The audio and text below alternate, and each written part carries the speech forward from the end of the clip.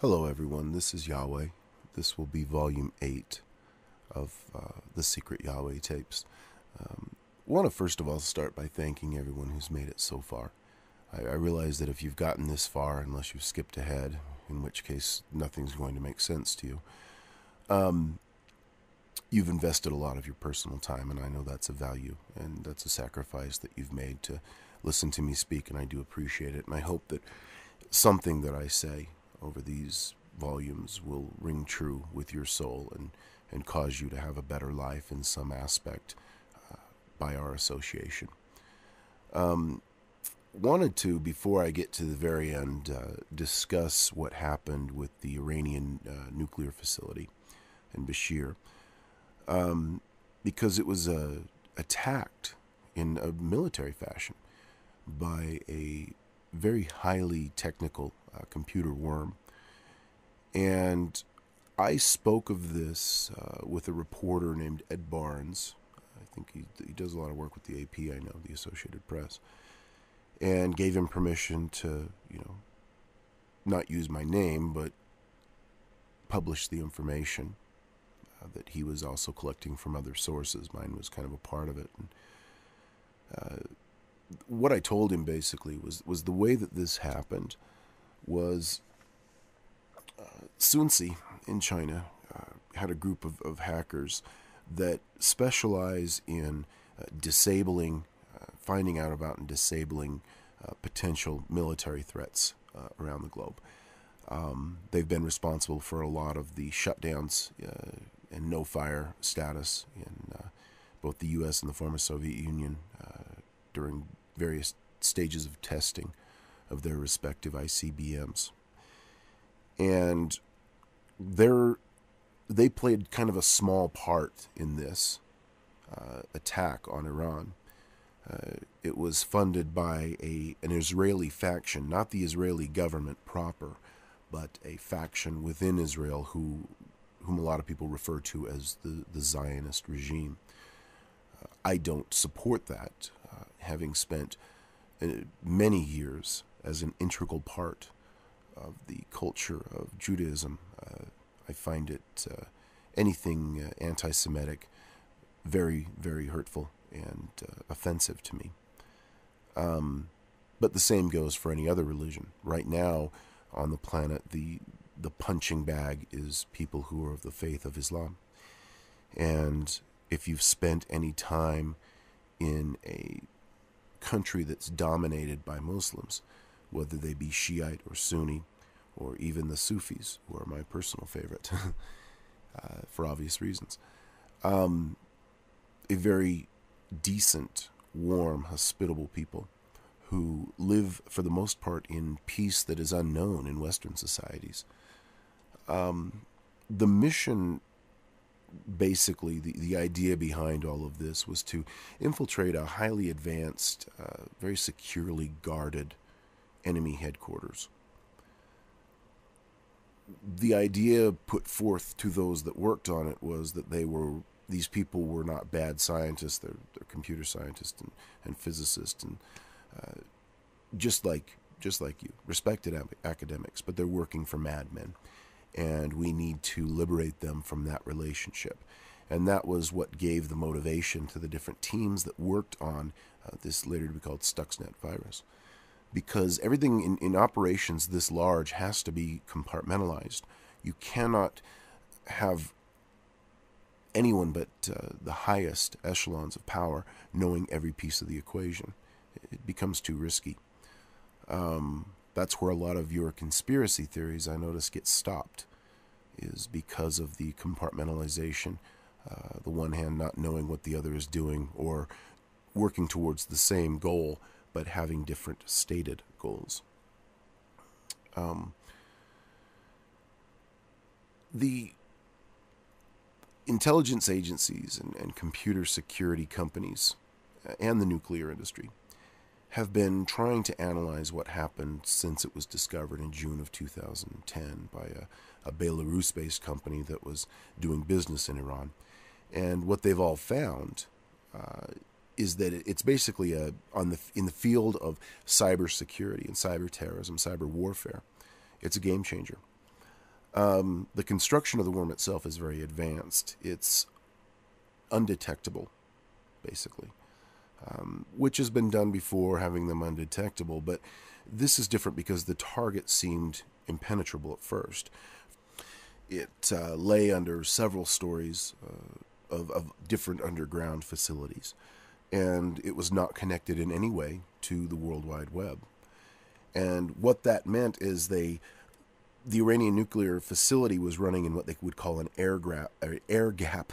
I'm having a difficult time speaking. It's been a long day. An air gap security system, meaning it has no connections to the web. It makes it secure theoretically from outside penetration, but all these pieces of equipment in there obviously run on high-tech computers. And Stuxnet was sent in. What they would do is, the idea was the worm would be written, and they would, because people will take work home with them on flash drives, little thumb drives. You plug into the computer. Prince and Vince have, looks like, thousands of them on their respective desks. I don't know how they keep them all categorized. But they would take this home, and those computers were vulnerable to the World Wide Web, the computers at their home that were hooked up to a regular ISP. And when they would put the flash drive in to transfer the data that they were working on back and forth respectively, this little worm would be attached. And it spread very fast. In fact, some of the agencies that were studying it, who knew they need to keep it contained, when they would load it onto their systems to take a look at it, it would begin propagating at a very high rate of speed. So this is a very advanced little piece of code. It's not something that your average hacker could come up with. This is kind of the stuff of Hollywood cinema, where you have actual governmental agencies working together in concert with very large corporations to each complete their piece of this puzzle.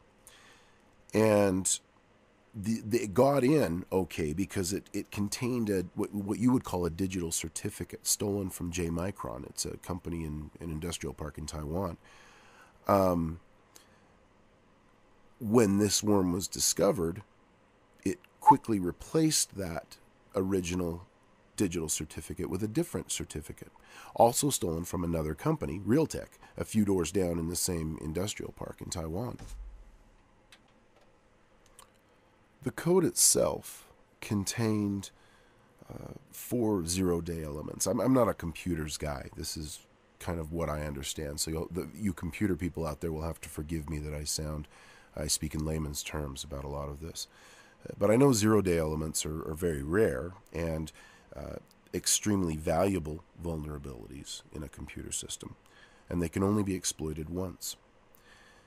And so they targeted, once they got in, they targeted what they call the frequency converters that ran the centrifuges. To do that, it used specifications from the manufacturers, I should say, to be accurate, of the converters. One was Vakon, a Finnish company, and the other Ferraro Paya, which is an Iranian company. And it surprises people because that Iranian company, Ferraro Paya, was so secret not even the International Atomic Energy Association knew about it. And the worm also knew the control system, I guess you would call it, that ran the centrifuges, that was built by Siemens, the German manufacturer. And so what happened is it basically had these centrifuges running faster than they were supposed to, and then slowing down precipitously, quickly. And this damaged the converter, the centrifuges, and the bearings that are in there, and corrupted the actual uranium that's in the tubes being processed. It was giving false readings. And what the worm was designed to do was to damage the equipment without letting the scientists monitoring. What they were monitoring showed normal operating parameters. I hope I'm saying all these terms correctly. They were basically looking at lights on a screen that said everything's hunky-dory, but in reality, the worm was causing these centrifuges to spin at unsafe speeds, and so not only did it damage the equipment, but all the uranium produced in that time was rendered basically useless. Now, I know that the worms reported back to 2 servers that had been run by intelligence agencies, one in Denmark, one in Malaysia.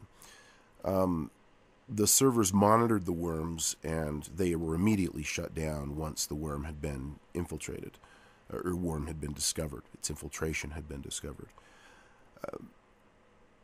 They're never going to find those servers. They were removed as soon as they caught wind of anything happened. In fact, one of the guys that had found out about this, because computer companies around the globe and companies that specialize in making large computer systems and equipment for nuclear facilities wanted to find out how this could have happened. And a guy got some information, got a copy of the virus, so to speak, and started looking at it and sent emails out to a bunch of people. And for a day, this guy's computer didn't work. They had hacked into the ISP and removed the email and caused these people to be unable to communicate until that copy that he was working on could have been removed. The information that he had could be dealt with. And it's something really, I think, that no hacker could have done. This had to be done by people who, several different organizations had to play a part in this. The individual, I guess, that had originally taken the virus and planted it on the original desktop of the Iranian scientist, I don't think that individual is alive anymore. I had nothing to do with this. And you folks in Iran, I don't want the Basij coming after me. I had nothing to do with this. I know about it, but what I know is common knowledge in the CIA and I would assume their respective counterparts around the globe. What's happened since, though, is that Iran, in kind of an effort to stamp out any possibility of this happening again, has really been on a witch hunt within its community of nuclear scientists who, up until then, had enjoyed a very good life. Executed some are in prison. And that set them back as well. So it was an effective means to an end. But what this has done is this has started a new age of warfare on this planet.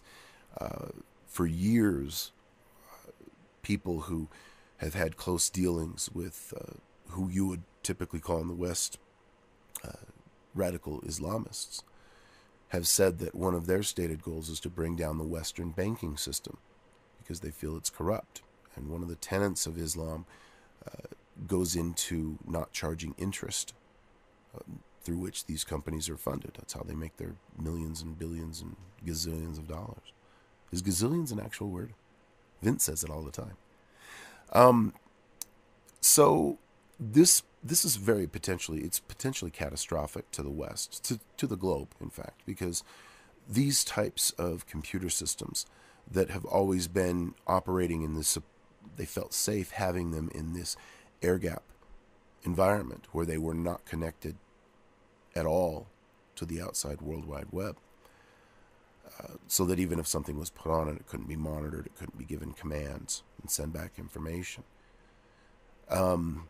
This was such a complex virus that, or worm, I guess is the technical term, that it scared a lot of people within the cybersecurity community because they know just how tenuous the situation right now around the globe is.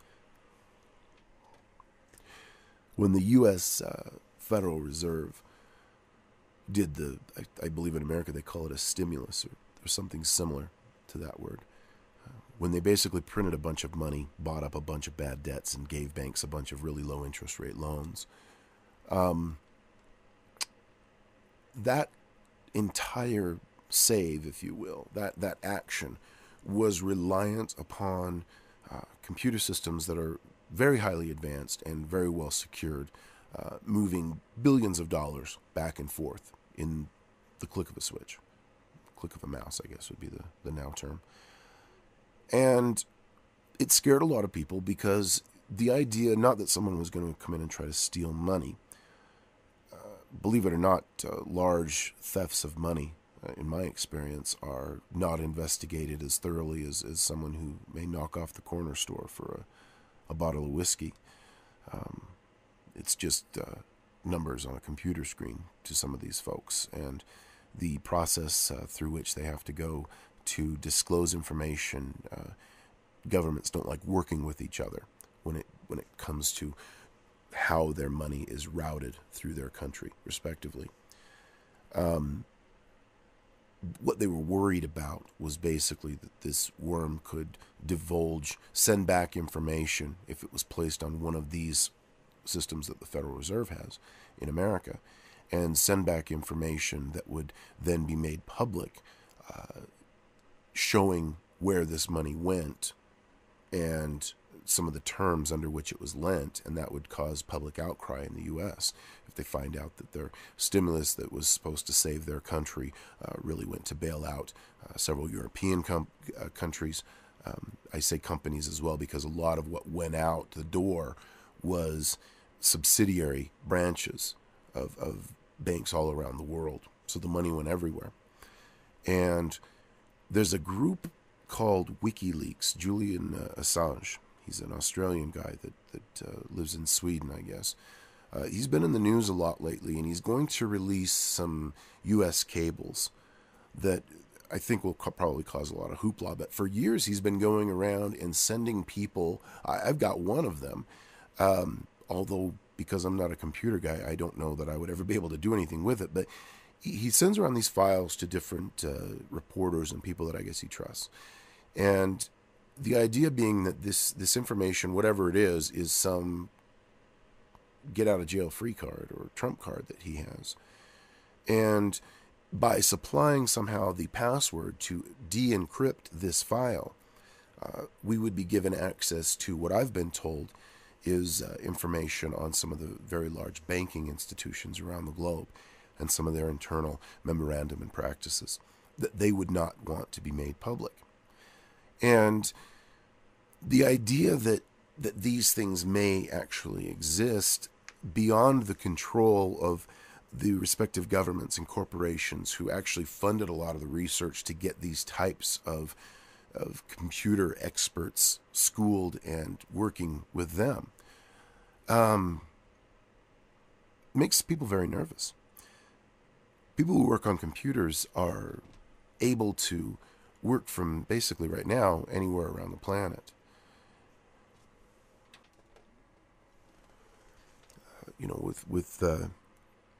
Sorry, I had to pause the tape there for a moment. The individuals have changed jobs a lot over the last few years, and it makes the powers that be nervous because they've lost track of several of them.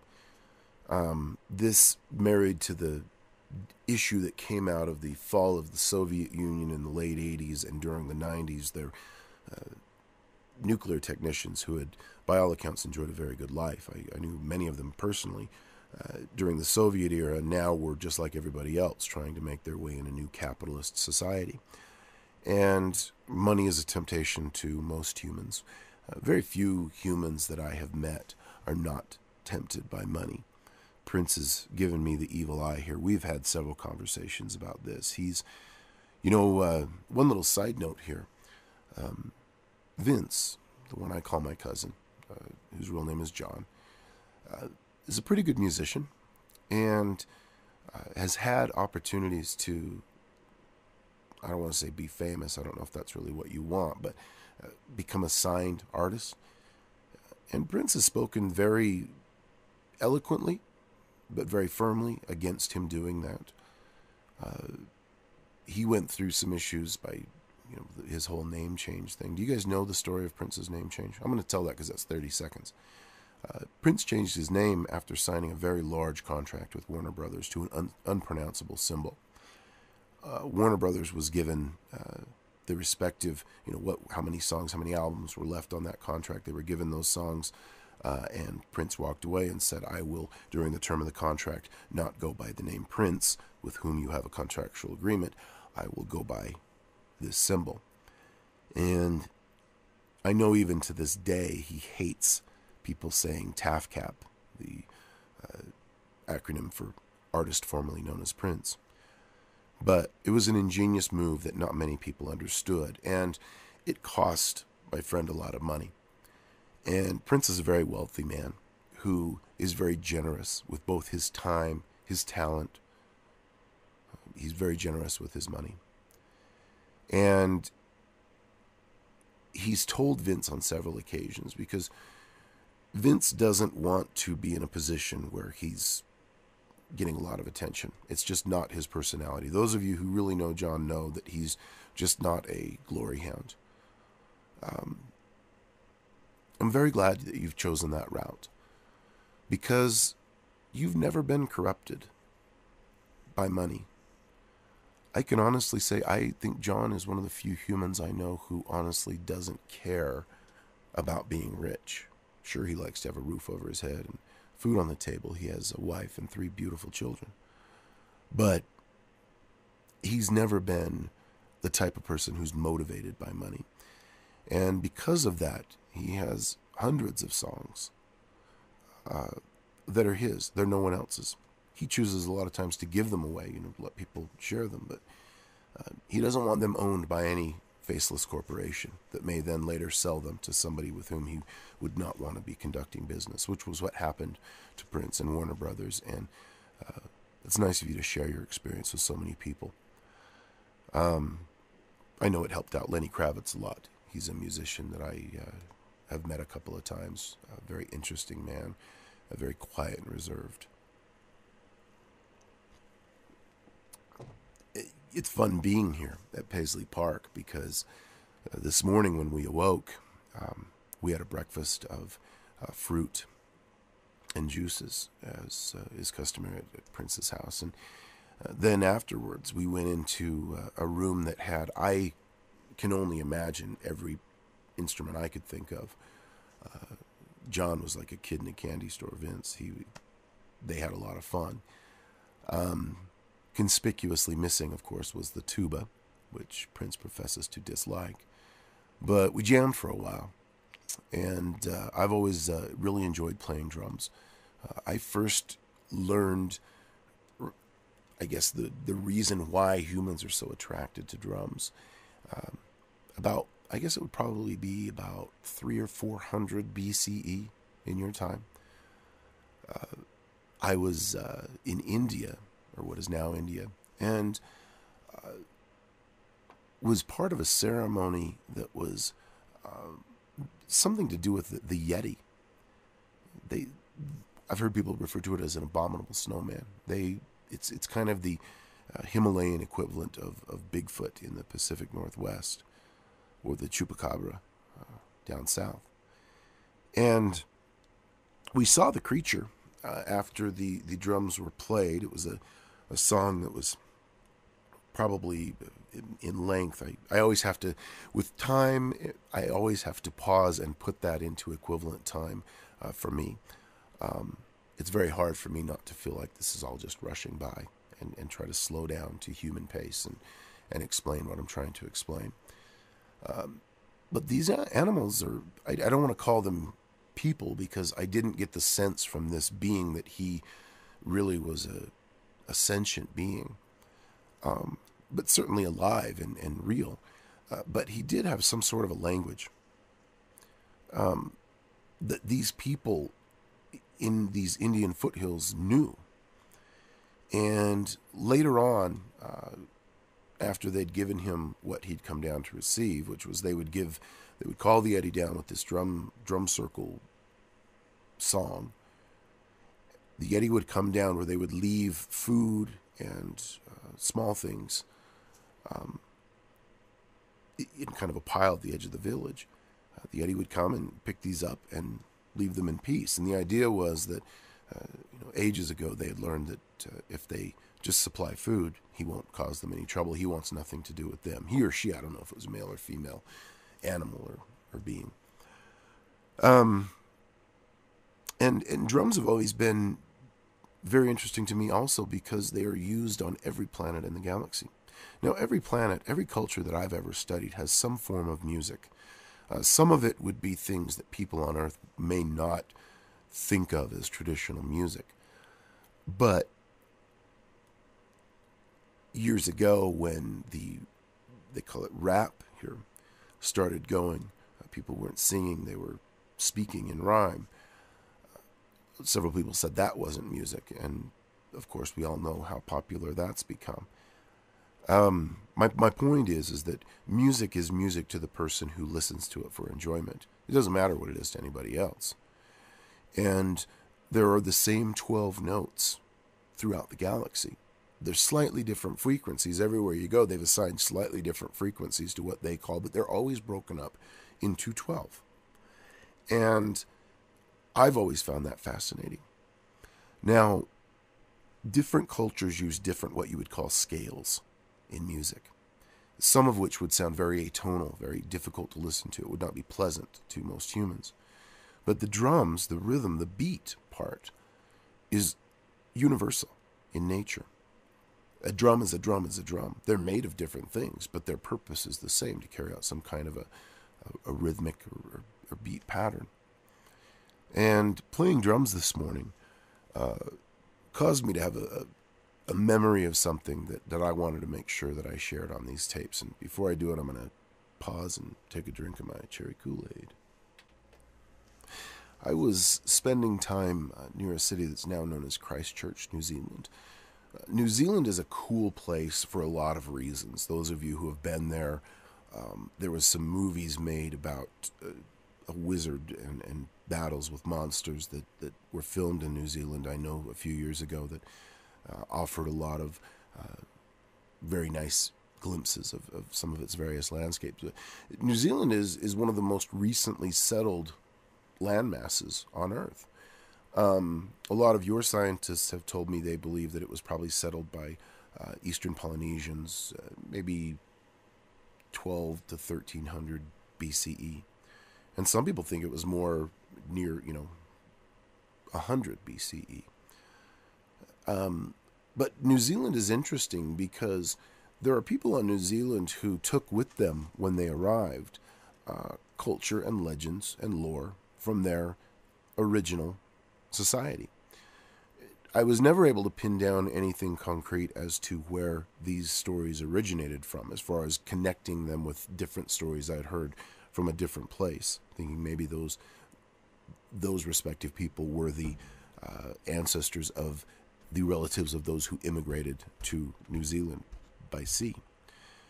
But it's obvious that it's a culture that has not been in existence for very long. And I say that with respect. I say that because there's a lot of things that over time in cultures become what I always refer to as homogenized. They exchange some of the required aspect of ritual in an exchange that allows them to be more socially comfortable with said ritual. And when cultures are new, like they are in New Zealand, they are typically much more close to the original source of the reasoning, the why behind the what, in what they do in their rituals and cultural practices. And I met with a gentleman who referred to himself as a Kiwi, was the name. He said that he was in his religion, that he was considered a priest, a high priest, and that passed down to him through song were certain, I don't want to say ritual at this point because that's not entirely accurate, histories, stories. And he began to sing and then interpret into, at the time, French, what he was saying. That was the only other language that he spoke, was French, which was unusual in itself for New Zealand, that I found. The songs were very beautiful. They were very informative. They were fascinating. But the part of it that I want to talk to you about, the part of it that I remembered this morning, was that within one of the songs, it talked about a community of people who had been adrift on the ocean for generations. The people who started were no longer part of that community.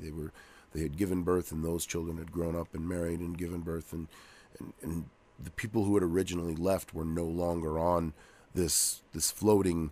What it was according to what he told me, if you can imagine a bunch of rafts and canoes and boats and just anything that would float, all tied together in a very large mass. That he used a descriptive term that he pointed to a forest, a wooded area near where we were standing, and used that as an example. And if I were to try to explain that to somebody, I would say that is the size of a field of athletic play, a football pitch, a soccer field. Yeah, thank you guys. And he said that they existed for at least 100 years. They had forgotten about how to actually tell time, because the seasons didn't change. They had kept track of the days, but they had forgotten at what time they were in. And finally they washed ashore.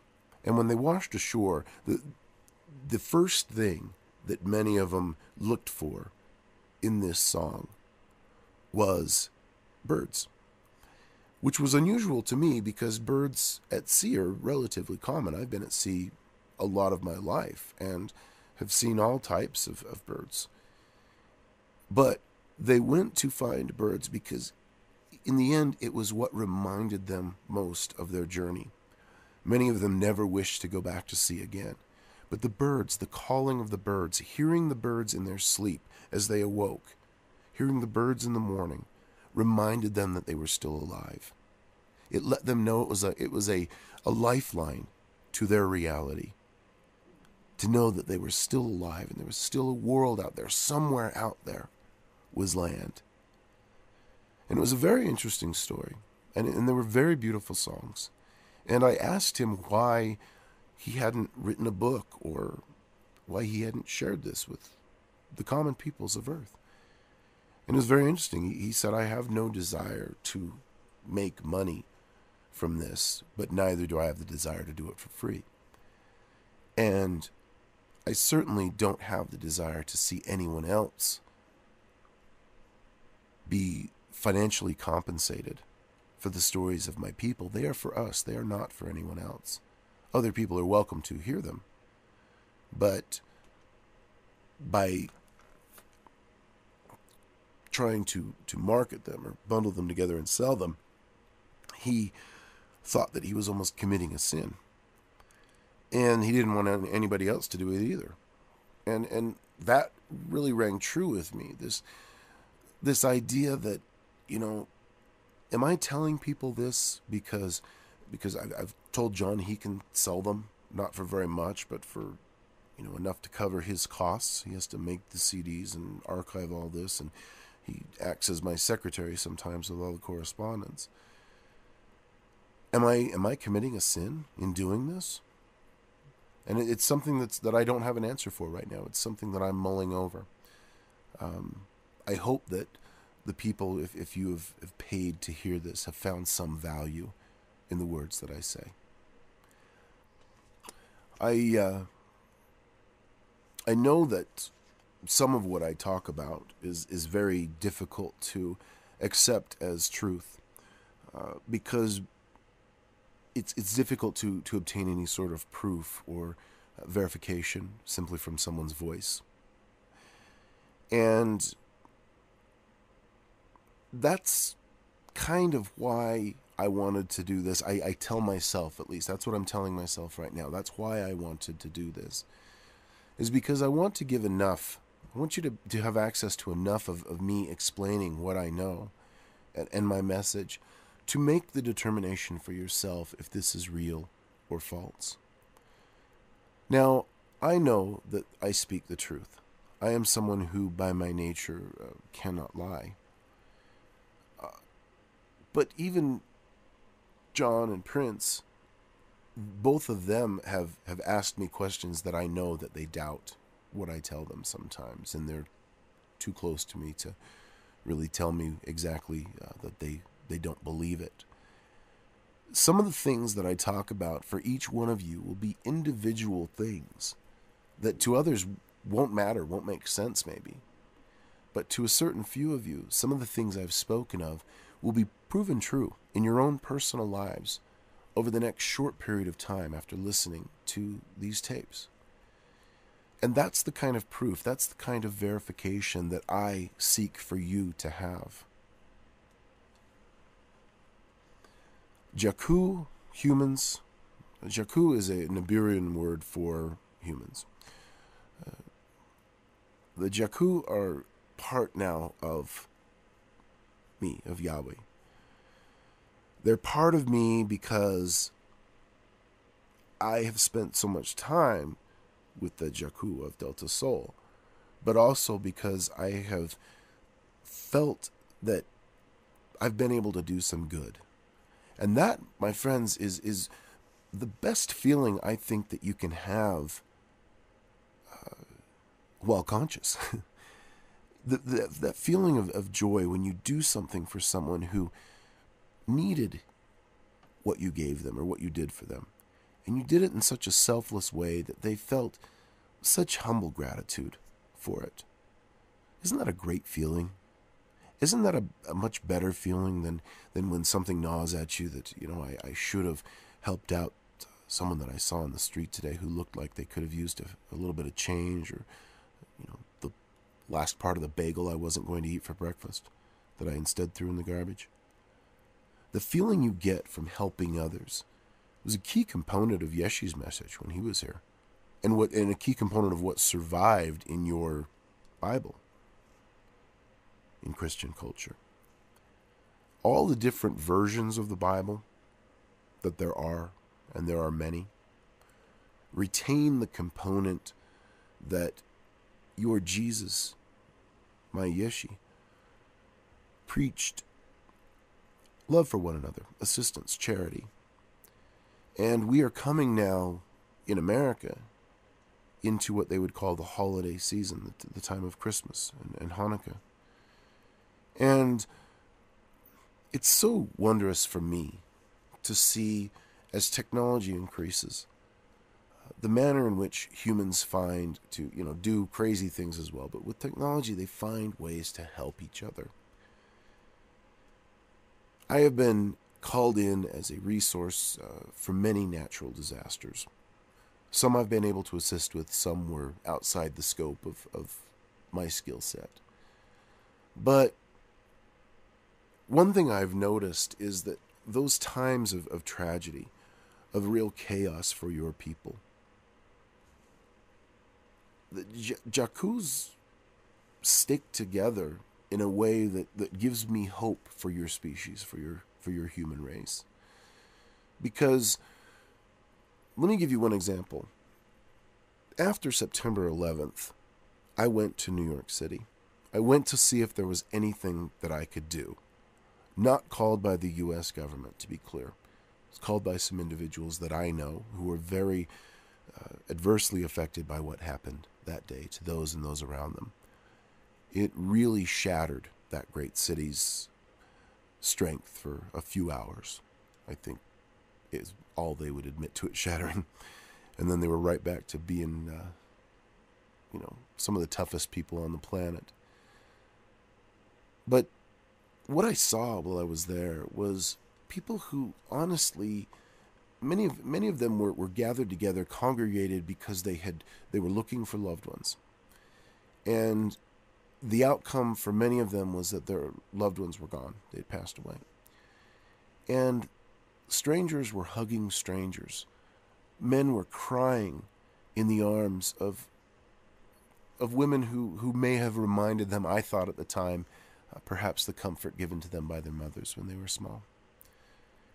And the outpouring of generosity that was experienced during that time. I was a part of I think they call it a telethon, that your celebrities in America got on your television and spoke asking for people to donate money to your various aid organizations to assist those people who had been affected by what they were calling the attacks of September 11th.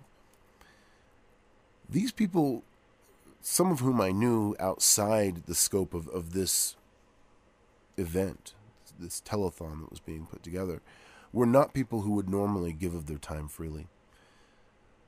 It had a very profound effect on a lot of people. And since that time, with September 11th, there have been a lot of conspiracy theories thrown around. Some of the folks that I associate with are privy to knowledge about September 11th that I think has been neglected by the mainstream media. And further, I believe that some of that is intentional. Assigning blame for September 11th is not as easy as saying these 19 hijackers whose passports conveniently fell to the ground and were recovered by the crews there at Ground Zero conducted these attacks. It's also not very easy to say one group or organization conducted these attacks. But for the remainder of this tape, I believe, if time allows, I'm going to try to explain what I know about September 11th, because I think it's a key component to getting over that East and West divide, the Judeo-Christian cultures battling against the Muslim cultures around the world. And a lot of this has been fueled by the events that took place in New York City and Washington and Pennsylvania on September 11th, 2001. Now, within the group that is commonly referred to as the powers that be, there is an organization, three organizations that I knew played some part in knowing about this event. One is the Council on Foreign Relations, certain members who, some of whom actually could have done something about it. I will not name names because it's not my purpose to call anyone to account or assign blame for anything. There's a group called the Carlyle Group that I know certain members of that organization were privy to some of the information. And then there is another group that a lot of people associate with the Freemasons. In actuality, they have nothing to do with it. It's a group that the members are recruited by a fraternal organization at Yale University called Skull and Bones. A lot of your politicians in America, if you are listening to this in the United States, were members of this organization at one point or another. And this group goes on, they graduate their members from their respective universities. Yale's not the only place that it exists, it's just the one that's out in the common media. They graduate these individuals and place them in very high-ranking positions at corporations and in world governments around the globe. Their loyalties lie with the people with whom they have taken these oaths of brotherhood.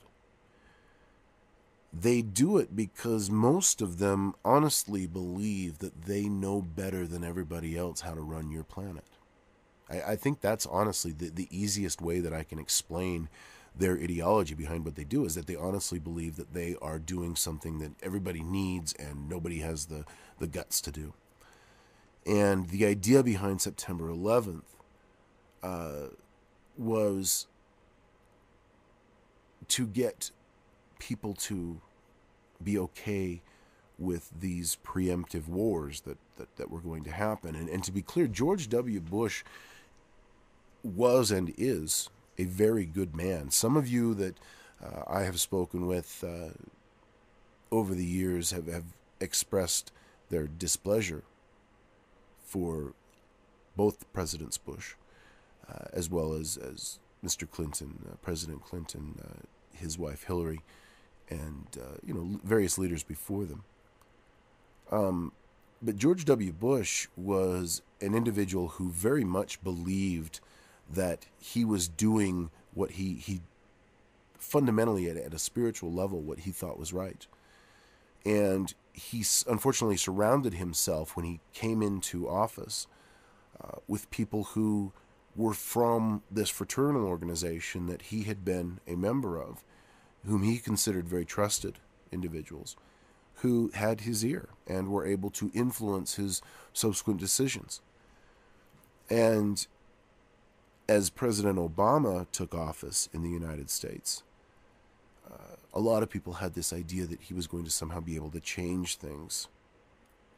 And a lot of people now tell me they feel that he has stumbled or he hasn't done enough. Some people think he's done too much in the opposite direction, or taking the country in the direction of socialist, communism. What I can tell you is that these men they weren't privy to any information about what was going to happen on that September morning. Certainly not Obama, but neither was George W. Bush. There was an individual within the Bush administration that I will not name, that, because I don't want anything to happen to myself or Vince or Prince. And to be clear, I've been asked this a lot of times too, and I want to clarify. I don't worry about myself being killed by, people say, who are you running from? Why are you, all over the globe trying to live off the grid, so to speak? And I tell them I don't worry about myself. I worry because everywhere I go, I associate with people who are susceptible to nefarious retribution by some of these groups and organizations. There was one individual that really steered the ship during those months leading up to and shortly after September 11, 2001, who again did not know all the pieces of the puzzle, but knew enough to know that he was starting a intentional war, one that he had no idea what the outcome would be. They did this because they needed some way to get into Iraq to do, of all things, archaeological expeditions. So what happened was the planes that hit the World Trade Centers, the Pentagon, the one that crashed in Pennsylvania, the story that you've heard, both the official story as well as a lot of the conspiracy stories, is not really what happened. What happened was these planes took off and an opiate gas was released in the cabin and put everybody basically to sleep. They were taken control of by remote control, flown out, and crashed into the Atlantic. Other planes, and there were several more that were scheduled to perhaps take a part in the events of that day, were camouflaged or made up to look like commercial airliners. Even though a lot of people, you look at the initial reports versus what people now in retrospect remember, almost 10 years later, was that they didn't look like regular commercial airlines. The one that hit the Pentagon, a lot of people said looked like a missile.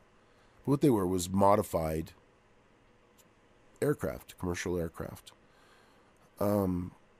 In several regards, they were modified to have a stronger infrastructure and carry explosives.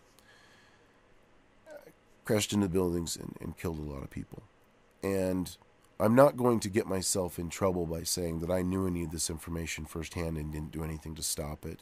And I'm not going to get myself in trouble by trying to assign blame to the United States government or any of their respective departments that handle or would handle potentially something like this. I found out in pieces as years went on. For years there had been rumblings of something big needing to happen in America. That was the term I always heard, was America needs a kick in the ass. That was the term people would say because they become too complacent. And America is the only country that can really affect change on a global level. And they're sitting on their hands and they feel too safe. I would always argue, isn't that the end goal we all want, is for everybody to feel safe? But these attacks did a lot of damage, and in the end, I believe, did some good. And certainly not for the people who lost their family members. And by all this, I mean no disrespect. I sincerely don't want to say anything to upset or disrespect the memory of people who lost their lives, people who lost their husband, wife, their father, their mother, brother, sister on that day. I understand your loss. Your loved ones died a peaceful death. It would be I can honestly say they died in their sleep, which is how most humans, when I ask them, choose to go. If they say, if I could have one way to die, I would like to die in my sleep, basically not knowing what's happening. And it's very apt because you switch from dreaming to the next plane, or the previous plane to be more accurate in speaking. Most people don't know they're dead for quite a while in that regard. But this was done because they had to get a hold of a device that they believed was buried in the sands of Iraq, underneath the ruins of a city called Ur.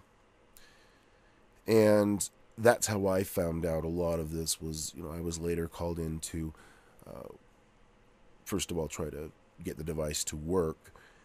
And secondly, I was called in because there was a lot of translating that needed to be done, and many of the languages, many of the scripts used in the, I guess you would call them instruction manuals, were in languages that I had a very in-depth understanding of. I've talked about this on other tapes, so I won't spend a lot of time on it here. But if they knew about this, it got me to thinking, if they knew about this and they were willing to stage this false flag attack and kill thousands of people and send a nation off to war that would bankrupt this nation. Make no mistake about it, ladies and gentlemen, the United States of America is bankrupt. It's printing money right now that cannot be backed.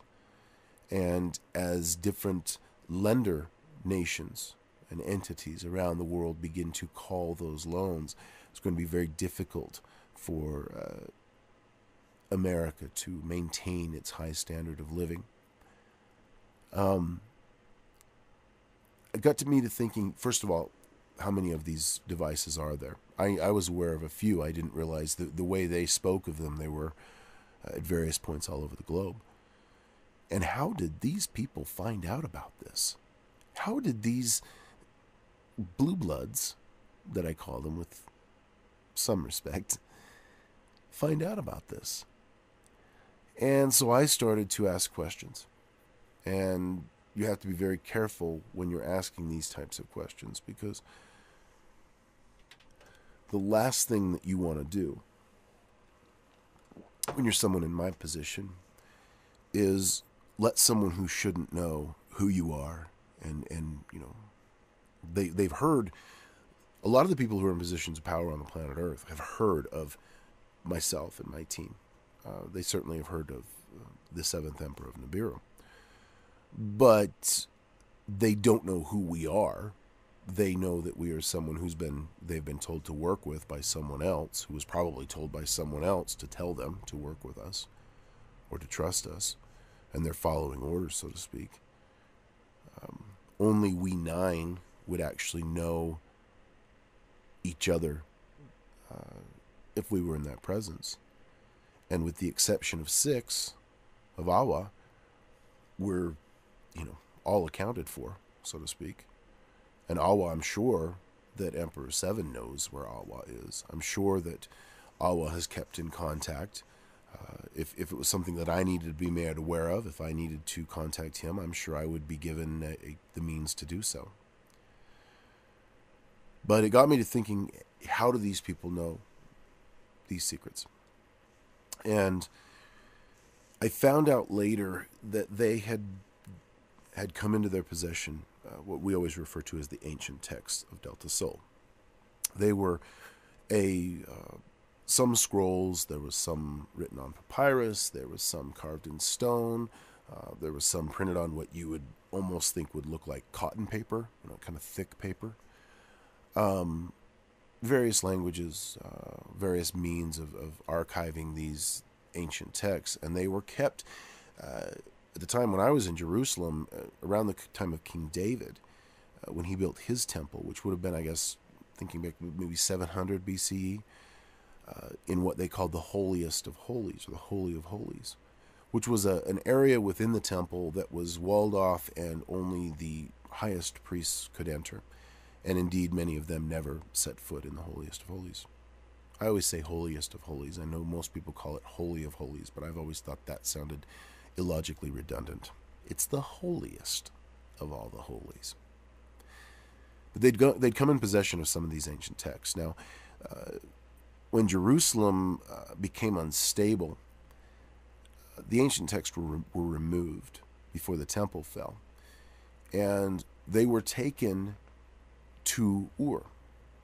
That was what the legend was. We later found out they were actually taken to what would later be called St. Petersburg in Russia, far away in a city that no one would think to look for them.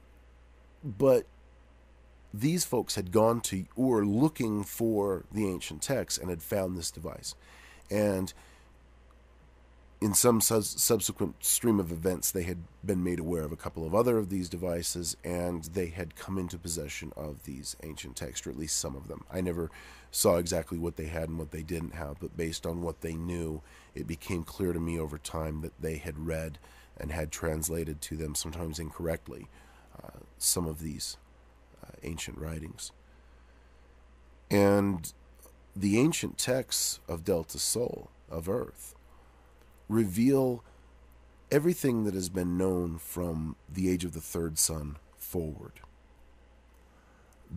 Just to kind of rehash, the first age was probably in Earth times 200 to 300,000 Earth years ago. And not a lot is known about this first age of man. But we know that it ended by swollen seas, swollen oceans. That's what's preserved in the record. The second age was destroyed by what they referred to in the text that survived as a snake of fire that snaked across the sky and wreaked havoc on them. The third age was more advanced in respect to their ability to manipulate low frequencies of sound, and that allowed them to build very large structures out of stone. But at that time, the sea level of Earth was much lower, and right now, a lot of these places are underwater. And then the fourth age was where most of these texts survive from.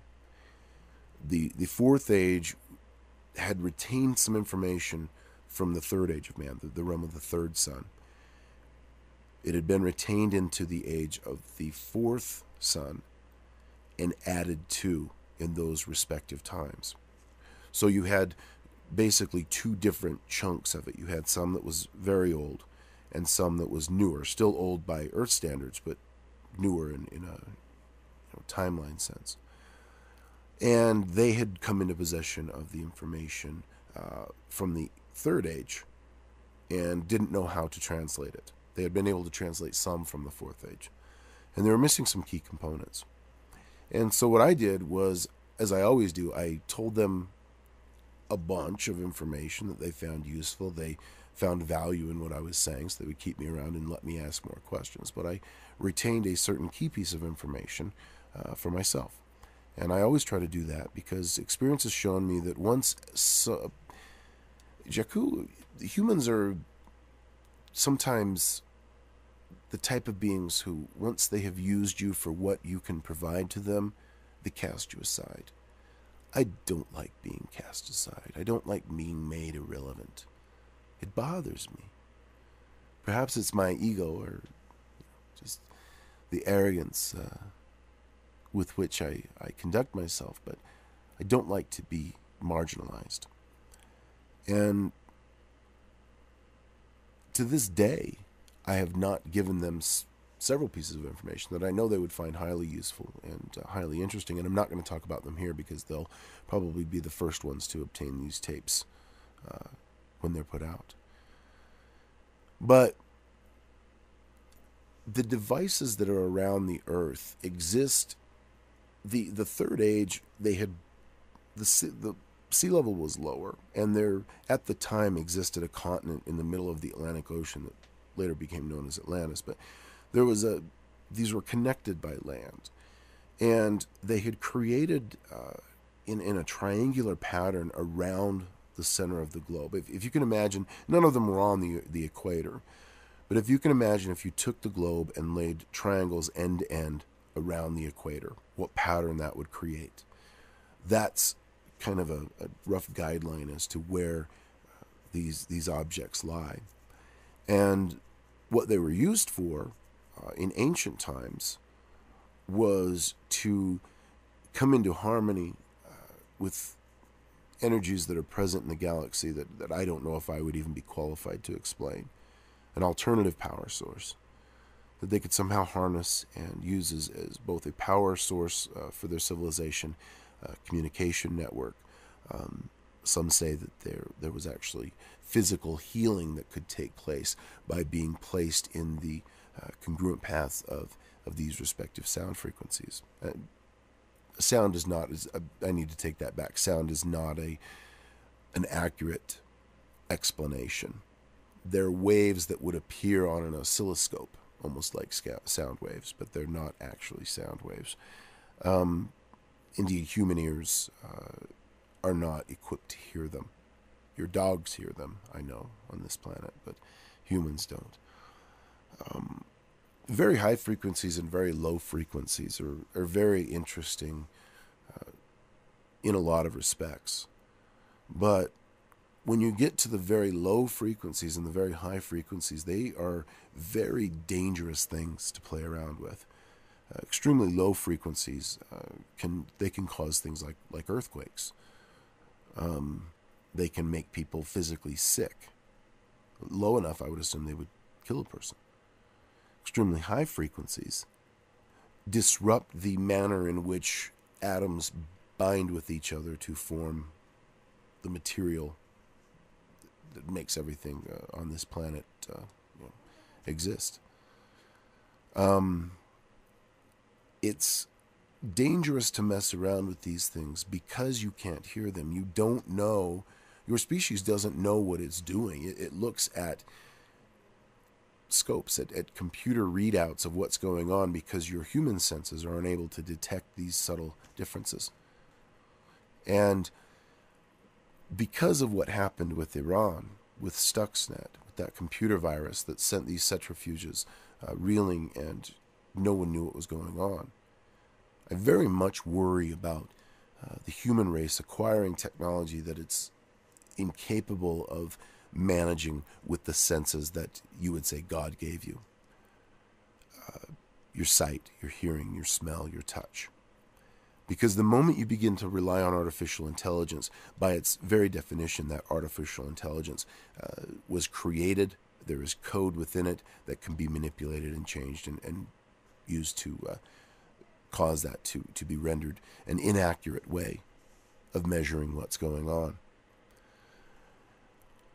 I don't think that musicians in this regard are given enough credit. And I've said this before. Musicians are some of the people, especially I think drummers, and that may just be my personal bias, but very in tune with some of these frequencies that bounce around the galaxy. Very in tune with the feelings that they may feel come to them that they want to express in song. And those people are the ones that I see. It's very sad because right now a lot of people who use music or play music, did I say use music? I was going to say use music as a method to communicate, but even in this studio now, it's what you would consider state of the art, but everything is run by a computer. Recording technologies, recording sound, has been around for a long time on your planet. The idea that was given for the first gramophone, vibrating a stylus back and forth in a groove and then projecting that through a cone-shaped structure to amplify the sound. Those types of devices have been in existence in one form or another on your planet for several thousand years. Just like today, though, they're typically, people like them, they figure out a way to mass produce them and mass replicate them.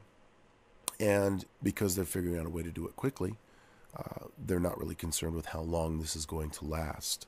I know Prince has a room here that he always calls the vault, that is, it looks like a vault. You know, the world could end and this stuff would still be there. And he's got these tapes from the old days that, you know, looks like a movie studio almost in there. And he's archived thousands and thousands of songs. And I always joke around to him, I hope somebody's got a tape player when the end of the world comes and you come out of your little bunker here. Or means to electricity, because otherwise all this stuff is going to be completely useless. Except for the LPs, the vinyl, the records, which could theoretically be discovered later on and played and heard by a generations from now. Interesting to think about. And it's important for children who show an aptitude towards music to be encouraged. You know, music in your culture, in the Western culture, is musicians are, some of them, quite wealthy. Some of them lead very enjoyable lives. But they're typically rewarded for their gimmicks, for the things they do, not necessarily for the music that they create. There are certain chord progressions in music that have been used throughout the centuries on this planet. I heard them, I distinctly remember hearing them when I got to Crete some 3,500 years ago. The same type scales, the same melodic progressions and harmonies that you may hear nowadays. None of those exist. I still hear people play things that sound similar to my ears, but those recordings from long ago no longer exist, at least not to my knowledge. It's a great way to communicate feeling and emotion, music, because music is the same no matter where you go. I can listen to music in a dozen different languages, and after the song is over, be able to have a general idea of maybe not the specifics of what the song was about, but the mood that song made me, the mood it put me in, the vibe that emanated off of it and attached itself to my soul. And those of you out there who don't play a musical instrument, I would very much encourage you to find something that you can play. Like me, maybe you find that drums, something where you don't have to pay attention to the notes. You just listen for the beat, play along. Maybe. Sorry, I had to stop, and they just told me I've got about 10 minutes left. I'll finish that thought up, though.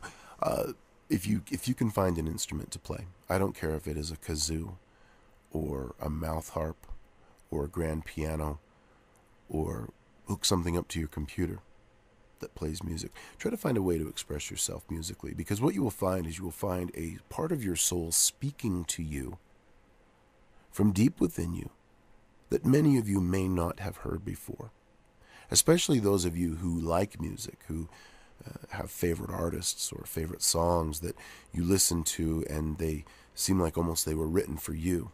They speak about things that make sense to you and that are similar, that run in parallel with what you're experiencing in your respective lives. It's important at some point to be able to listen to what's inside of you. I've talked about it several times on these tapes. Calming your inner self and going deep within your soul to the one that talks to you when you talk to yourself, to that voice inside your head. Go behind that voice, and what will you find?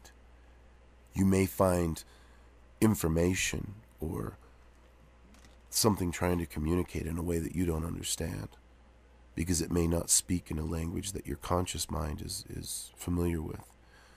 But music is universal.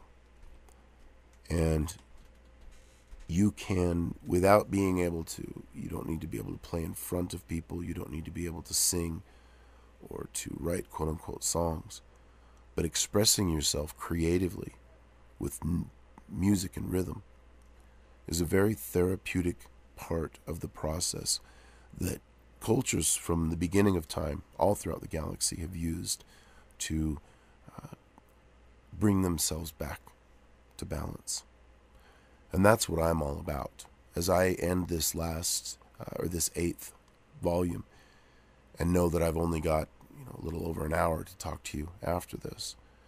This is something that I find very important, that I want to make sure and stress, because it will bring great joy. It will bring great understanding to many of you. And those of you who are already musicians, or who play an instrument, or who sing, or who like to beat on things as a quote-unquote drummer, percussionist. In your times of trouble, when you're looking for answers, when you're looking for someone to tell you what to do next, fall back inside yourself and listen to the sounds you hear emanating from your own soul.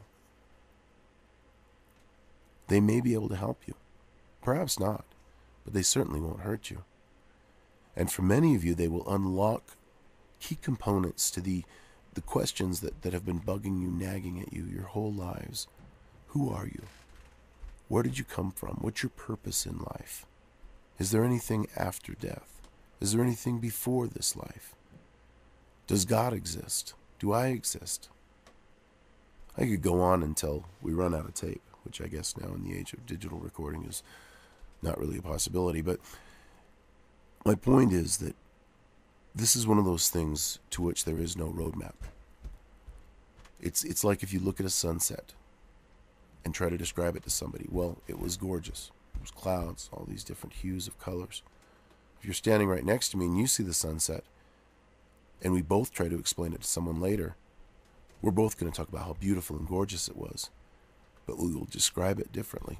We'll use different words, different adjectives, different things that matter to us, that relate it somehow with our conscious minds and allow us to relay this thing of beauty that we want to share. Think of music like that.